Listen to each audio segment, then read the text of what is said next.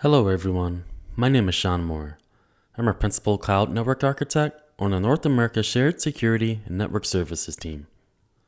In this video, I'll show how to apply microsegmentation with the use of network security groups. Network security group rules function the same as security list rules.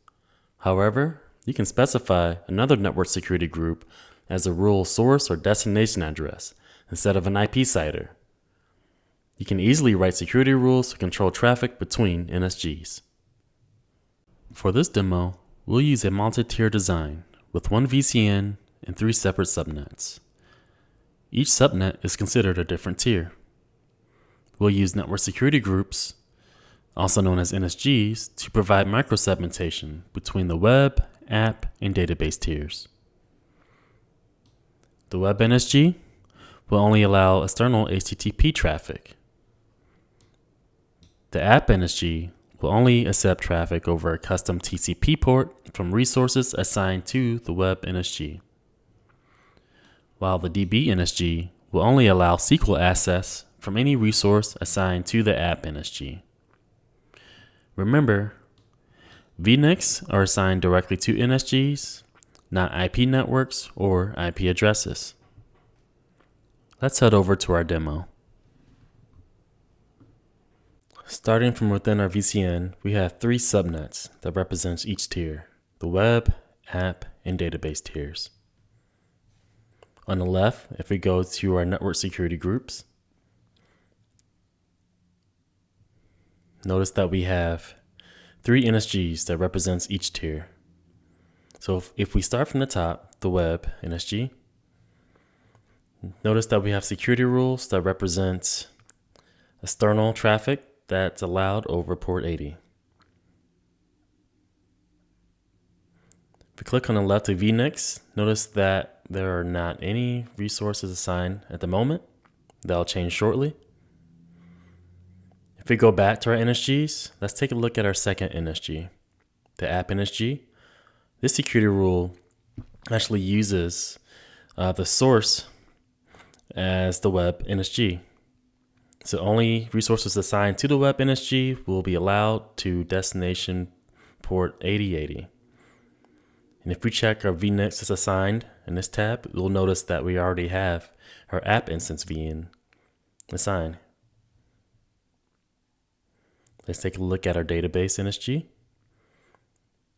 This security rule only allows resources assigned to the app NSG over port 1521.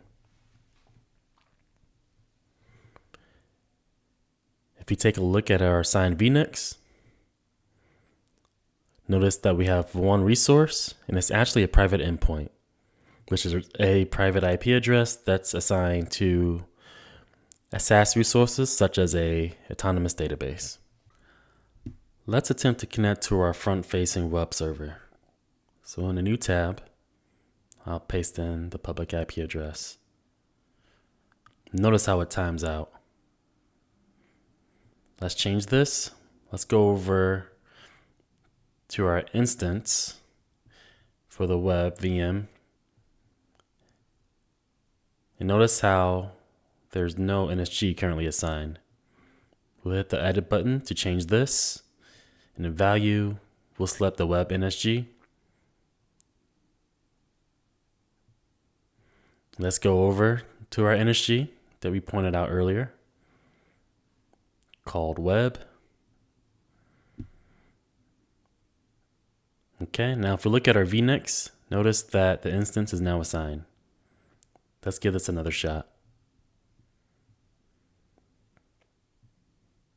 Okay, immediately we have access. Now that the web NSG is assigned to this instance, remember that our app NSG only allows access from resources assigned to the web NSG. So let's attempt to connect to our app VM. We'll give this a shot now. We'll net over to custom port 8080. And sure enough, we have connectivity. If we look over at our app VM, Notice that we're listening on port 8080. So just to confirm, let's provide some input here and see if it shows up in the app VM. So hello from the web VM. Sure enough, there it is. Okay, let's perform one final test. We'll stop listening on this port and let's attempt to connect to our autonomous database. Remember, that's only set to listen to resources assigned to the app NSG, which this instance is assigned to. So that's telnet over port 1521. And as expected, we have connectivity to our database. To recap, we tested access to and from NSGs using a multi-tier architecture, purposely segmenting network traffic by application access needs. To learn more about network security groups and best practices, please visit our website at oci.com.